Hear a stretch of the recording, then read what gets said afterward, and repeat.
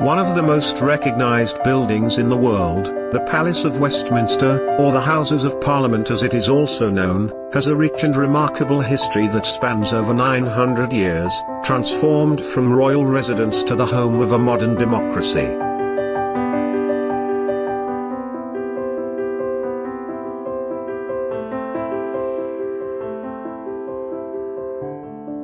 The new Palace of Westminster was built by the Victorian architect Charles Barry, who had proposed a Gothic-styled palace in harmony with the surviving buildings. From the Victoria Tower at the south end to the Clock Tower at the north, the building is nearly 300 meters long.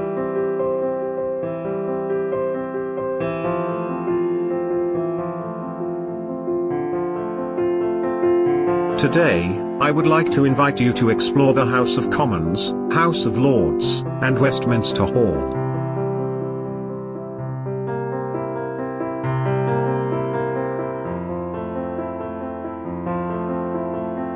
Visitors to the Palace of Westminster come in through the Cromwell Green visitor entrance and after airport-style security checks proceed into the medieval Westminster Hall.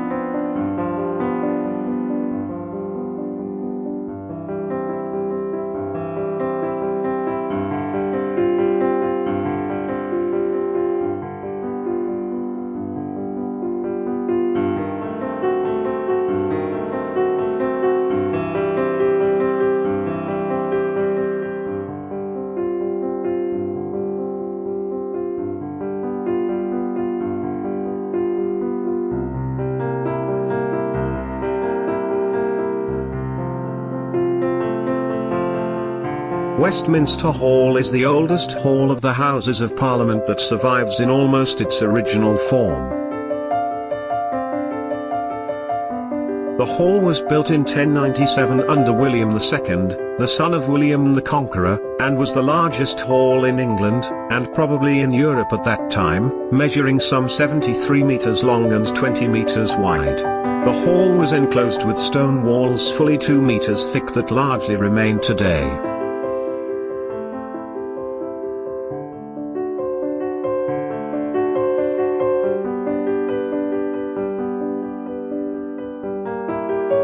Astonishing hammer beam roof will be the first thing you see. The roof was built by Richard II in 1393 and is the largest medieval timber roof in northern Europe. The great mystery about the hall is the form of its original roof. Not until the 13th or 14th century could carpenters create roofs significantly wider than the length of the available timber. On the ends of each beam you can see carved angels, holding shields displaying the royal coat of arms of that period.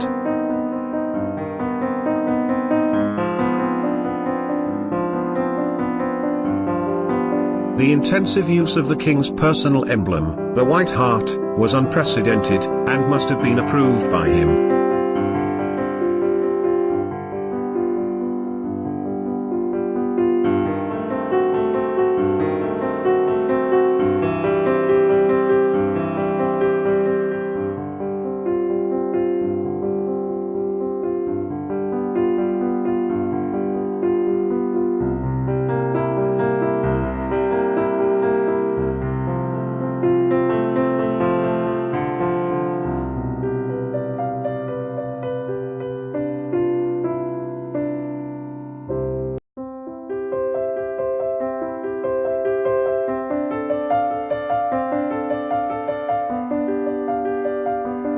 In 1385, 13 statues representing each King of England from Edward the Confessor to Richard himself were commissioned for the hall, and 6 of them were placed on the south wall.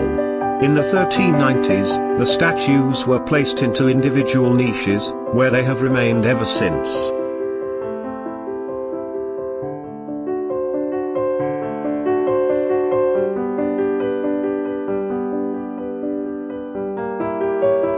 There are a number of easily missed brass plaques on the floor that will tell you about important events in our nation's history, including the state trials of William Wallace, Sir Thomas More, Guy Fawkes and Charles I. It's here, in this hall, on the 1st of July 1535, Sir Thomas More was condemned to death.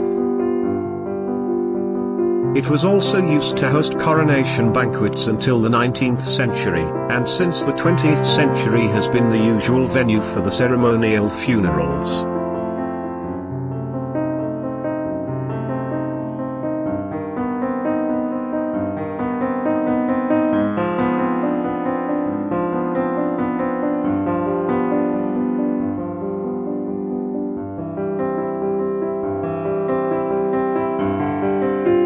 At the far end of the hall in St. Stephen's Porch, there is the Parliamentary War Memorial, also known as the Recording Angel Memorial, which commemorates the members of both Houses of Parliament, who died in the First World War.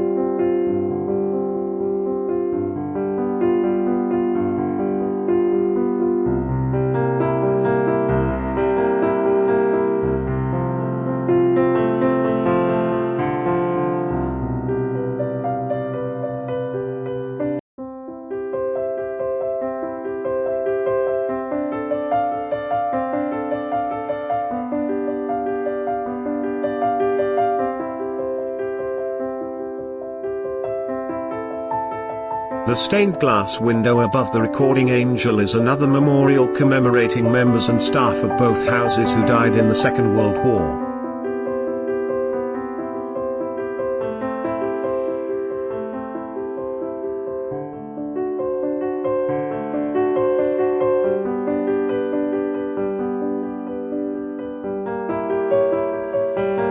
A New Dawn, a contemporary light sculpture celebrating women's vote, can be seen above the entrance to St. Stephen's Hall. It is the first piece of abstract art commissioned for permanent display in the historic palace. Measuring over 6 meters high, the massive scale of New Dawn is a direct reference to the Act Room at the Parliamentary Archives. The lighting of New Dawn's sun shape is rise and fall over a 12.5-hour cycle, linked to the tide of the Thames.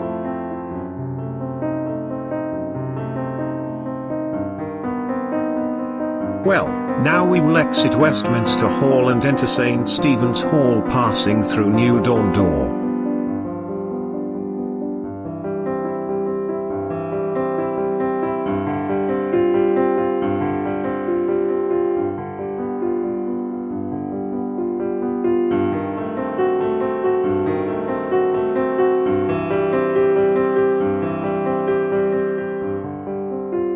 St. Stephen's Hall that leads from Westminster Hall to the chambers of the Houses of Parliament stands on the site of the Royal Chapel of St. Stephen's, where the House of Commons sat until the chapel was destroyed by the fire of 1834.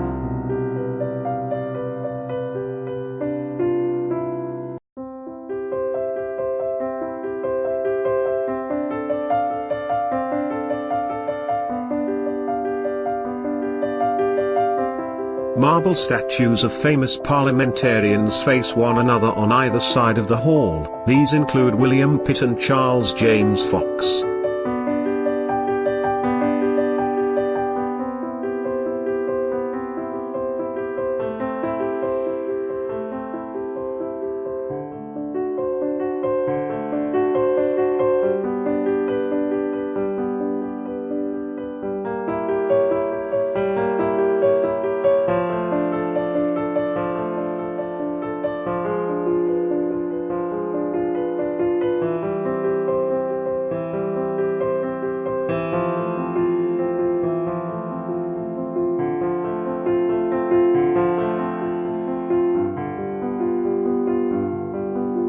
On either side of the doorways are statues of early kings and queens of England.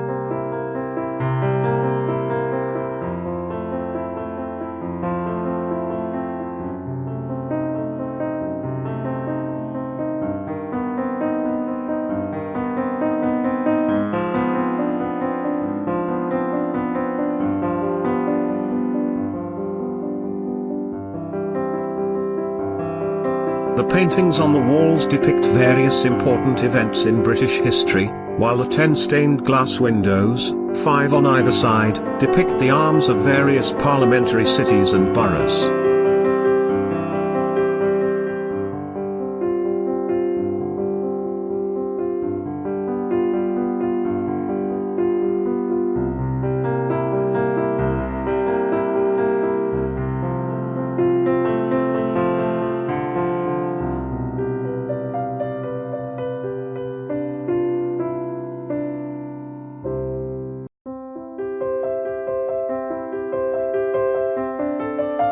the east and west ends of the hall are two large mosaic panels. The mosaic at the west end depicts Edward III approving the plans for the chapel and handing them back to his master mason.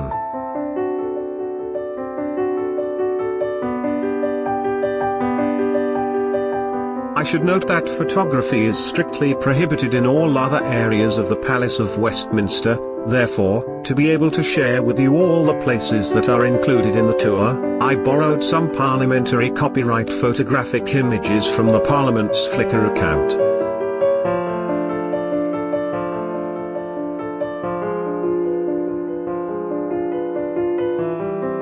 Central lobby is octagonal and situated in the middle of the palace. Everything to the south of it is part of the House of Lords, and everything to the north is part of the House of Commons. The House of Lords chamber was designed by Charles Barry and Augustus Pugin after the fire of 1834. Completed in 1847, it is the most lavishly decorated room in the palace. The ornate room is decorated in red and gold. The throne sits at the southern end. The furnishings in the chamber are predominantly decorated in red. The robing room is principally used by the sovereign for the state opening of Parliament. In this room the king puts on the imperial state crown and ceremonial robes before making his way to the House of Lords.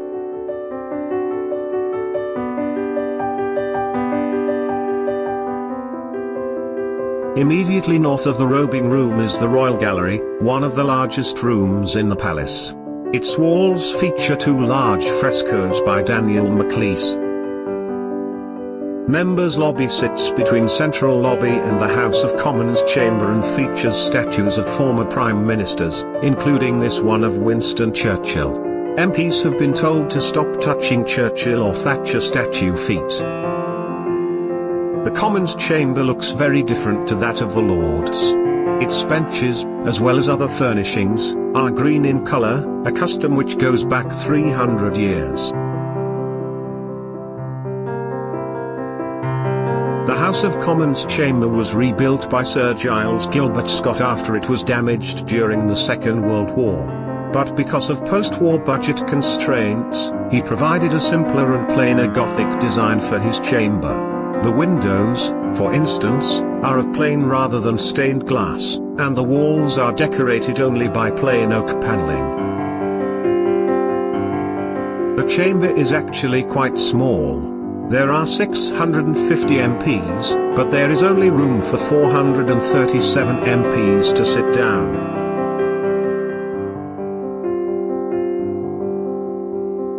At the end of your tour, you will find yourself in Westminster Hall once more.